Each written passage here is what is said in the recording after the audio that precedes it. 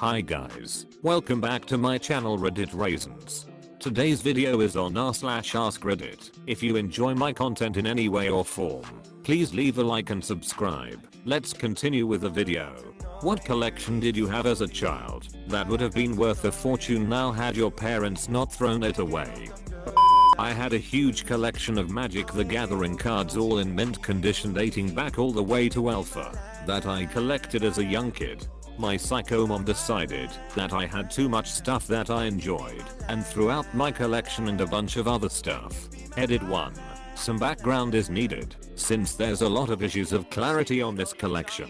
I hung out with an autistic kid all the time as a kid, and his dad owns a comic shop. So he would give me booster boxes at vendor cost and also give me tons of stuff as gifts for holidays and birthdays. He also knew how horrible my mom was, so he was always cool and teaching me stuff. All my friends used to order booster boxes through me and give me a few booster packs for helping. Most of them have me their collections when they quit playing. I also learned from him how to take care of my stuff properly, which was something I enjoyed because my brother and sister broke my toys all the time and they ignored me when I had my cards or read books. I bought everything myself with money I made for myself at 5 years old. I would fix other kids' bikes, mow lawns, shovel snow, do yard work, help old people with various things, etc. The moment I could have a real job, I got it delivering papers by bike at 12 years old. Asking my parents for money was basically like asking to play a prank on myself that wasn't funny. Right now I have a similar sensibility with money and trading favors with other professionals to get deals on stuff.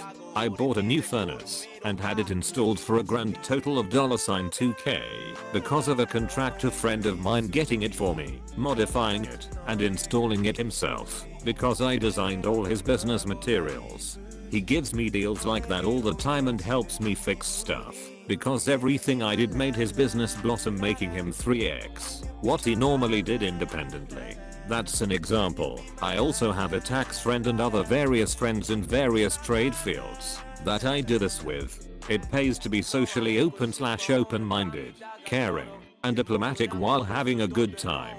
While quite possibly a $1 million collection, maybe slightly under, I'm offsetting this by the comics she did the same thing to. Basically by the time I left home, my MTG collection, comic collection, soccer gear, signed artwork, and various other things were thrown away. If you add it up, it definitely goes well above the $2 million mark. 12 collections of MTG cards I was given were Alpha Arabian Nights.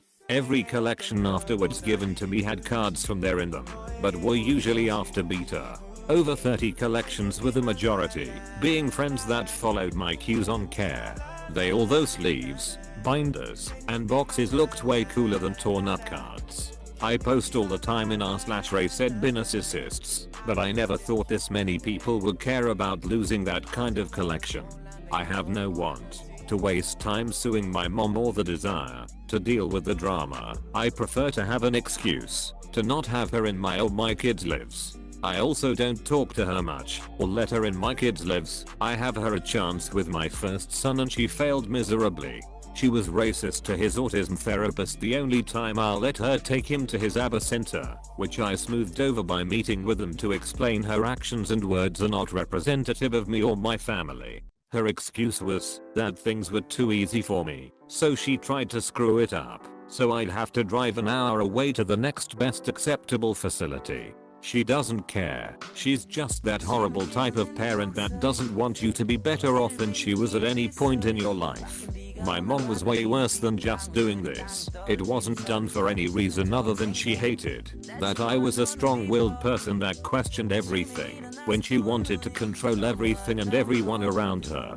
So when I see people say she arbitrarily did it, she knew it would hurt/traumatize me and possibly give up and fall in line with being the nobody she wanted me to be. I feel for anyone who had similar experiences. I don't believe in revenge. I believe in karma. I was not going to sell my entire collection in college. I was going to sell a few of the expensive cards I had that I had more than 5 copies of. I was planning to save the rest for when they were so expensive I'd feel bad touching them. My mom ruined a scholarship for studying abroad in high school, where my room and board were paid for already, and I would have a job tutoring English for extra money. She also spent my grandparents' money that was set aside in my college account as my inheritance, got me injured playing soccer, costing me to lose a full ride to a university that won national titles every year I would have attended, intentionally tried to sabotage me from being able to go to class in college, lied to family, constantly causing them to harass me about stuff I knew nothing about, and many other things I don't care to reminisce about. Edit 2. Wow, this blew up. Thanks for the compliments and well wishing. I tried to comment back to as much as I could. I know I might have missed a few. Edit 3. Feel free to DM me so we can talk if you want to. I always enjoy talking to new people. Sorry to hear you lost at least $100k. It'd be pissed too. Based on what I knew I had, it's almost $1 million plus that's just the cards. People that got disinterested all gave me their cards, so I had a ton of really expensive duplicates. Well shit. I remember when State Quarters first came out, my father sent me a collection of every first edition State Quarter, and one time I went to show my friends a while later and couldn't find them. I asked my mother, and she said she had to use them for laundry. We were very poor at the time, so I understand, but I was a little sad by it as well, because it was one of the only things my father ever sent me. Do you mean the first edition proofs that would have been worth much more than face value even way back then? I remember something about them being more unique than regular State Quarters, and I believe I remember it was because they were first edition. I do remember he didn't just buy every quarter at once. He actually had to hunt them down and purchase them one by one, and it took him a year or so to find all 50. I wish I could remember the exact details, but it was 20 plus years ago, and I was a child. I had a lot of $1 coins, and I remember my mom using them to buy toys for my brother. South African coin collection that my older sister threw away without consulting anyone.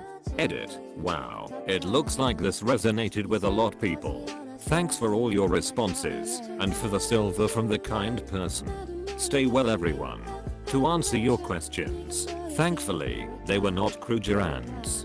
My parents would have kept those safe. They were random old copper coins that had become rare because they were old. I was young and naive and had never thought to value them. They may not have been worth that much at the time, but they were valuable to me for sentimental reasons. They may been worth a few hundred each by now. Who knows? My sister was into different things at the time, so I don't think she had any clue about coin collecting. It was very mean to throw out my stuff, and I think she realized this later on, but I don't resent her for it, because we all make mistakes. Edit 2. Thanks for all the warnings and EMS about the Nigerian prince offer. You restored my faith in the goodness of people. I realized it was a scam style post, but played along for fun. Sorry for causing concern. These scams are dangerous and are the cause of people losing their life savings. Thanks for staying vigilant. I found out my brother-in-law was using his grandfather's coin collection to buy energy drinks and cigarettes. They were a lot of mint silver dollars, assorted old coins he had been collecting for decades. I found him basically taking the coins out of their display cases and tossing the plastic case so he could use them at face value.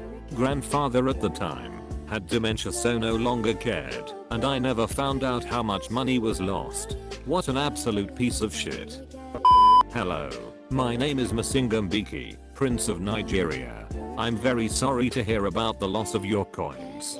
As it so happens, my father, the King of Nigeria, recently made me the CEO of the African Ministry of Collectible Coins. I would be happy to send you many replacement South African coins even greater in value than the ones you have lost. All I require is a small administration fee plus shipping. However, due to the immense value of the coins, the shipping will have to be insured. The total cost for this comes to $983.27. I understand that this may be a lot of money for you up front, but as soon as your coins arrive you can sell just one of them to recover the amount of the fee many times over. Please PM me your confirmation and I will give you the details of the Western Union transfer. PS. This is a totally legal and everyday transaction here in Africa. Please do not have any worries or concerns that this is a scam, which it is not. Best regards, Michael Jones. Edit. Please for the love of God read this edit. I can't believe that I actually have to post this. This post was clearly a joke, satire, sarcasm, whatever you want to call it. I'm not a scammer, nor am I actually a Nigerian prince.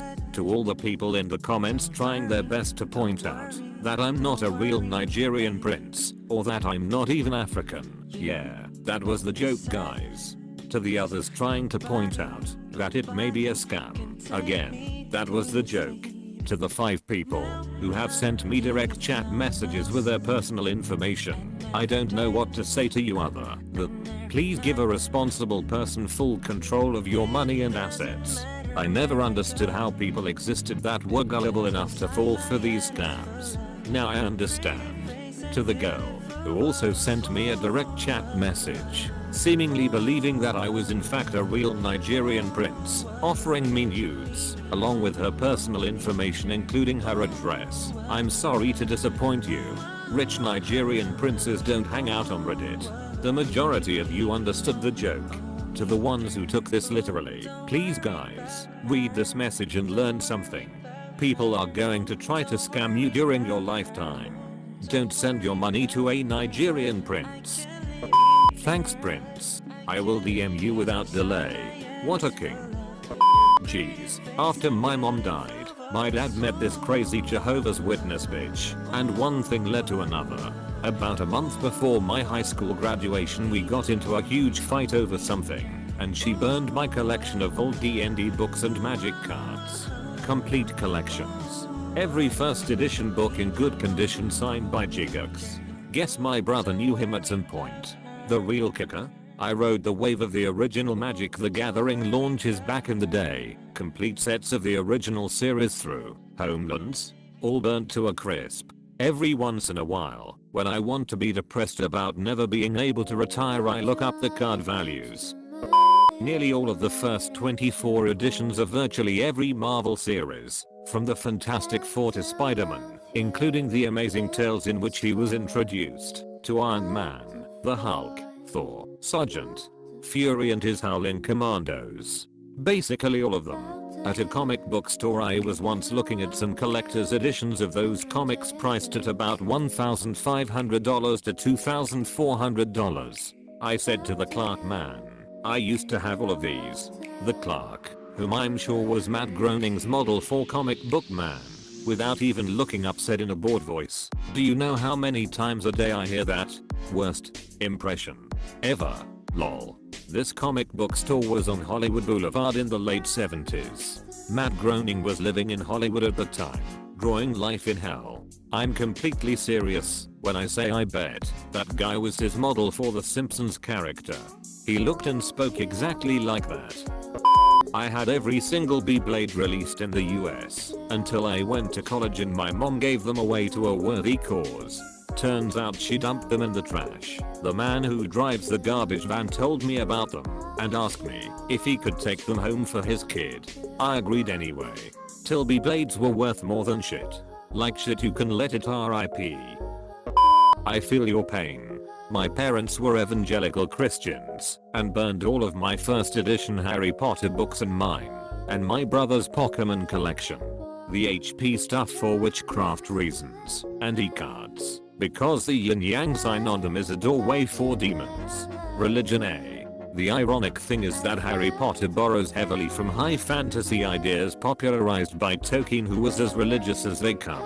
The whole herder witchcraft thing is so stupid when some of the greatest titles in fantasy were written by devoutly Christian authors. I mean C.S. Lewis wrote a book with witchcraft that was literally an allegory for Christianity itself, with Christ as Aslan and the deep magic as God's law. As good as those books are, they are not subtle. Ignorant people will always find a justification for their ignorance. Thank you for watching. Hope you enjoyed. Please leave a like and subscribe for daily content. See you in my next video. Take care and stay safe.